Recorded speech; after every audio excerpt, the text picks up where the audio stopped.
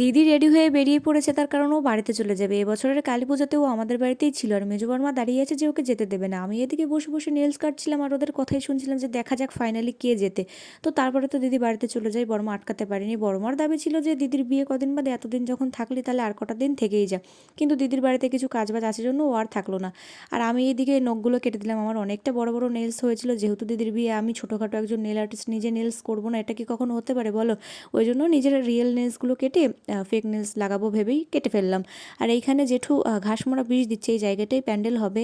বৃষ্টি বর্ষার কারণে একটু ঘাস পাতা বেরিয়ে গেছিলো, ওই জন্য বীজ দিয়ে দিল, কারণ ওইখানটায় খাওয়া দাওয়ার প্যান্ডেল বানানো হবে, তাই পরিষ্কার করে নেওয়া হচ্ছিল। আর এইদিকে জেঠু আমাকে একটা কার্ড দিল আর বললো যে স্যারকে নেমন্ত্রণ করে আসতে। স্যার বলতে আমাদের প্রাইভেট মাস্টার। যাই হোক, আমি রেডি হয়ে নিয়েছি, তবে এখন কিন্তু স্যারের বাড়িতে যাবো না নেমন্ত্রণ করতে, এখন যাব নিজের শপিং করতে, নিজের কেনাকাটা করতে, যেহেতু দিদির বিয়ে। আমি যখনই বেরোবো তখন দেখলাম গাড়ি ঢুকছে বাসের, এগুলো দিয়েই প্যান্ডেল হবে।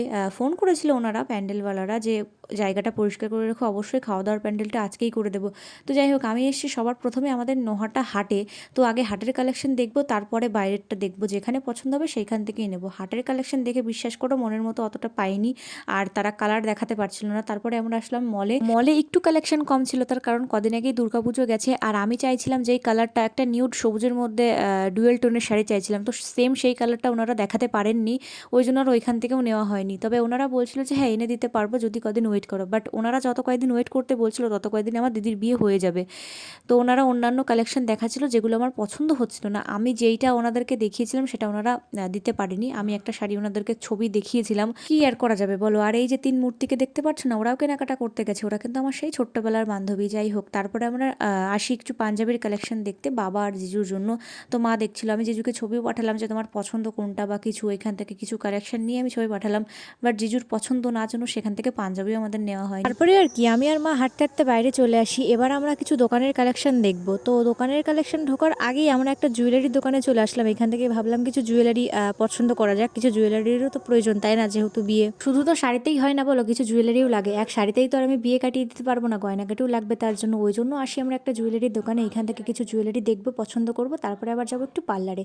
যাই হোক, এইখানে কিছু জুয়েলারি কালেকশন দেখছিলাম, যেগুলো স্ক্রিনে কতটা বোঝা যাচ্ছে আমি জানি না, তবে গ্লেসটা একটু কম কম ছিল জন্য আমি ওনাকে অর্ডার দিয়ে আসি কিছু গয়না। তারপরে বলেছি যে আমি পরে গিয়ে নিয়ে আসবো। আর এই শাড়িটা দেখো, পরে শাড়ির দোকানে আসি একটা, বললাম না যে এরপরে দোকানের কিছু কালেকশন দেখবো, ওই জন্য একটা দোকানে আসি শাড়ির দোকানে।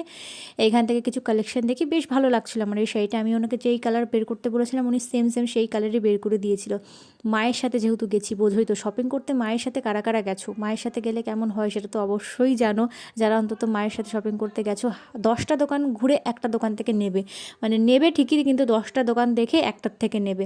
তো মায়ের সাথে ঘোরাঘুরি করার পর বেশ কয়েকটা দোকান দেখে আমি একটা শাড়ি নিই, আর ফাইনালি কোন শাড়িটা নিয়েছি সেটা কিন্তু একদম বিয়ের দিনে দেখাবো। তারপর আমি বাড়িতে চলে আসি। আর দেখো এই জায়গাটা কতটা পরিষ্কার করে ফেলেছি সবাই মিলে। যাওয়ার সময় দেখাচ্ছিলাম না যে এখানে জেঠু ঘাস মোড়া বীজ দিচ্ছিল, পরিষ্কার করছিল, যেহেতু বাসের গাড়িটারি আসলো, প্যান্ডেল হবে মানে খাওয়া দাওয়ার প্যান্ডেল হবে ওইখানে, ওই জায়গাটা পরিষ্কার করে ফেলেছে অনেকটাই। এরপরে প্যান্ডেল বানালে আরও পরিষ্কার লাগবে। প্যান্ডেল কমপ্লিট হয়ে গেলে কিন্তু কোনো একটা ভিডিওতে সেটাও তোমাদের সাথে শেয়ার করবো। আর শুধু প্যান্ডেলের না, পুরো ভিডিওটা বা আমার দিদির যে লাভ স্টোরিটা সেটাও কিন্তু তোমাদের সাথে শেয়ার করবো। আর এই সমস্ত পুরো ভিডিও পেতে কিন্তু আমার চ্যানেলটিকে সাবস্ক্রাইব করে রাখতে হবে আগে। ইউটিউব থেকে যারা পুরো ভিডিওটা দেখছো তারা কিন্তু পরের ভিডিওটা পাওয়ার জন্য চ্যানেলটিকে সাবস্ক্রাইব করে দেবে, আর ফেসবুক থেকে যারা দেখছো তারা কিন্তু অবশ্যই ফলো করে দেবে। পুরো লাভ স্টোরিটা তোমাদের সাথে শেয়ার করবো। লাভ স্টোরি শুনতে বা দেখতে কাদের কাদের ভালো লাগে বলো? নিজের ভালোবাসার পূর্ণতা না পেলেও অন্যের ভালোবাসার পূর্ণতা দেখতে কিন্তু বেশ ভালো লাগে, সেটাই তোমাদের সাথে শেয়ার করবো। তো দেখাবে পরের কোনো ভিডিওতে। আপাতত এই দিকের কাজ আমার কমপ্লিট, ততক্ষণ সবাই সুস্থ থেকো, টাটা।